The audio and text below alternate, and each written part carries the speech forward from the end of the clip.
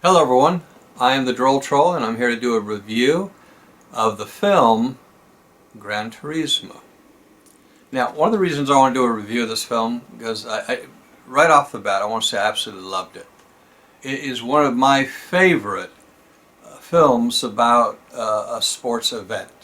And that's coming from someone that's not a motor car enthusiast. I've never seen a Formula One race, I've never seen a NASCAR race, never really had an interest in it. In fact, I was involved with a woman whose family were hardcore NASCAR fans, and they thought I was an odd duck because just the interest wasn't there. Nevertheless, I appreciate films about these events, this particular sports, and I love to watch them. I think my favorite of all would probably be the one called Le Mans with, I believe it was in 1971 with George McQueen. Is that his name? No, Steve McQueen. Sorry, Steve McQueen. Where it shows the challenges of actually participating in this grueling 24-hour race, which oddly enough is depicted in the film Gran Turismo. Other notable highlights include Grand Prix with James Garner, and of course the one that Gone in 60 Seconds is based on. I forget the name of it, but it's like the original Gone in 60 Seconds, where they had the longest car chase ever made. You have Days of Thunder, Drive. Bottom line is there's a rich history of motor car racing films. Even Elvis Presley did a film about motor car racing. I'm not sure what event he was participating in, but he had one of my favorite cars in it. It was, I believe, let's see, the Carroll Shelby GT40 or something. Yeah, I know it's my favorite car and I don't remember the name of it. What are you going to do? It's pretty sad. That just speaks volumes about my knowledge of cars. Hate grease, as it turns out. Hate it on my fingers. So, I looked into this film and did a little bit of research. And I'm surprised there are as many critics that hated it as there were. And I had to ask myself why. I really don't see anything wrong with the film. It's a beautifully done drama about a young man who loves a particular sport, and it's a sport that's extremely difficult to get into. Motor car racing is one of the hardest sports to break into. Why? Because it takes serious cash. It's not like Michael Jordan that grows up tossing a basketball everywhere he goes and becomes so good at it because of it that he becomes a major player in the NBA. It's not like you can just get a Formula One race car to practice on at home. It's not a sport that most people will ever be able to get into unless your family is involved in it in some way. So for this kid to play a computer game, I believe it was called Gran Turismo, I might be wrong on that, and then turn that into an actual professional race car driving career, it's phenomenal. It's a great story. And the producer, director, filmmakers managed to take this story and bring it to screen in a profound way. I absolutely loved it. In fact, it's one of those films I'm going to buy and I'm going to put it in my library because it's something I'd like to see maybe once every couple of years. It's more of like a 4 or 5 year type film.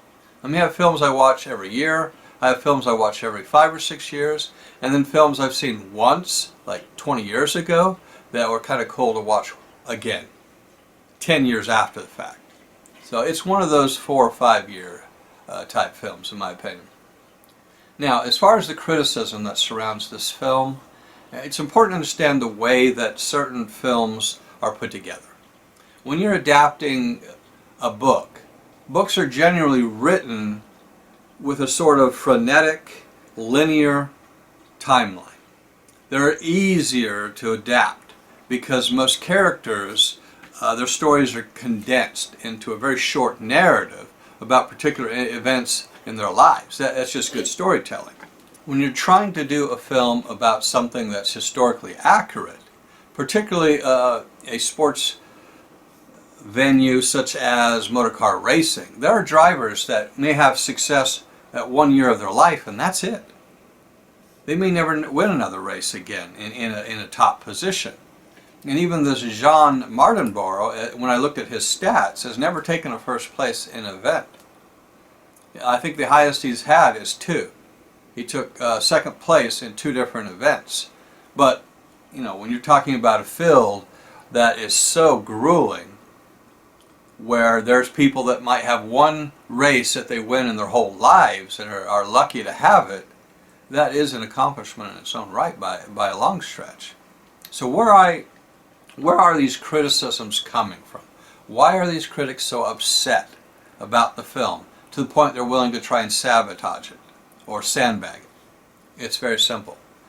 The filmmakers took an event that happened to Mardenborough at a later date in his actual life than when he was trying to participate in the Le Mans event in the film.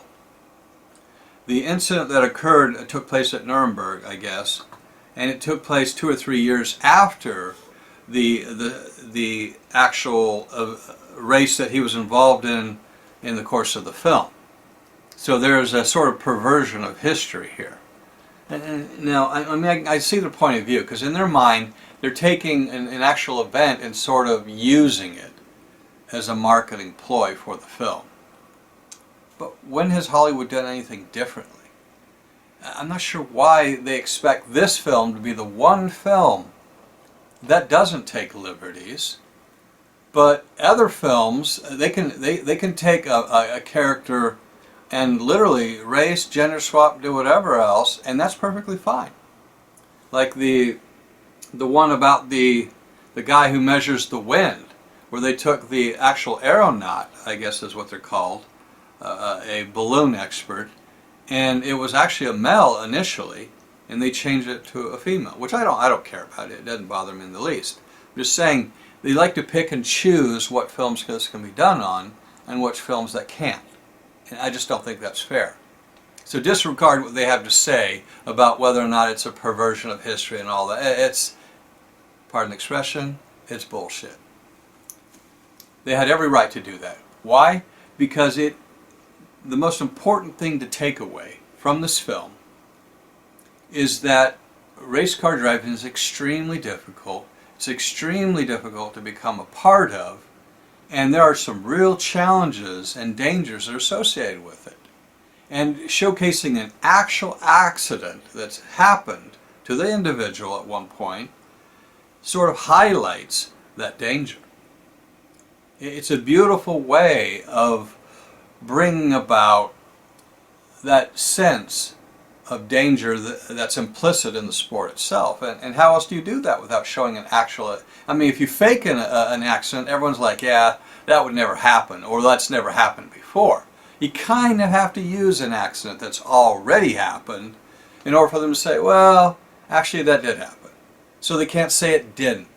It lends credibility to the film, it adds weight to the film, because it gives you, the character, an opportunity to show actual growth. Now, someone said that there's no ties to humanity in this film, and that's absolute crap. You literally are watching a young man experience not just a character arc, a real world arc, where he goes from being a young, immature boy playing games to being an accomplished race car driver. It is a beautiful story. It's one that everyone should enjoy. And if there's a critic out there that's saying it sucks or that there's problems and they don't like it, they're full of shit. No offense. So please, this film is an absolute must-see. I highly recommend it. Go and watch it in a theater while you can, because you really want to experience the drama of them racing these cars. That's one of the things I love about motor car racing films, is actually going to a theater and watching it in IMAX even, because I love the feeling that you get when you're watching this kind of a frenetic race car driving experience in the theater. It's just not the same at home, where you got, you know, some people got a beer in the hand and some popcorn and whatever. Seeing it in IMAX with all the sound and the vibration, it's a beautiful experience. So by all means, watch it while you still can. I think it is still in theaters in larger cities. Don't let it pass you by. Thank you so much for watching the show, and I'm the Droll Troll. Have a nice day.